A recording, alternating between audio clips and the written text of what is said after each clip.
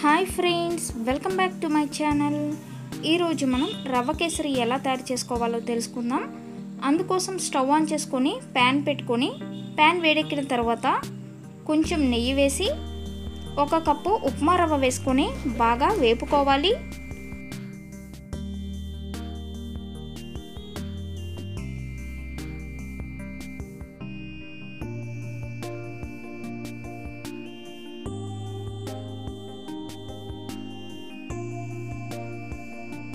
ఉప్మా రవ్వ ఇలా కొంచెం రంగు మారే అంతసేపు వేపుకోవాలి.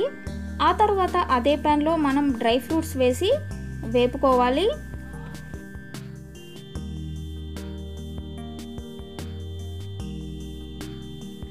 ఇప్పుడు మనం 1 కప్పు ఉప్మా రవ్వకి 2 కప్పుల నీళ్లు తీసుకున్నామండి. నీళ్లు మరుగుతున్నప్పుడు మనం రవ్వ వేసి నీళ్లు ఇంకిపోయేంతసేపు ఉడికించుకోవాలి.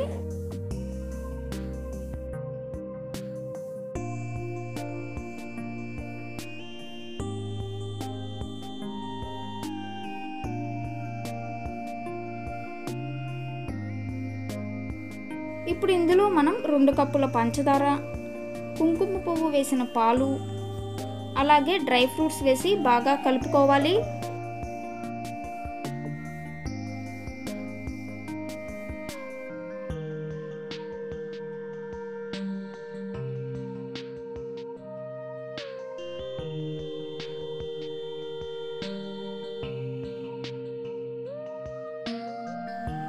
పంచదార అంతా బాగా కరిగిపోయిన తర్వాత కొంచెం యాలకుల పొడి వేసి ఒకసారి కలుపుకుంటే చాలు.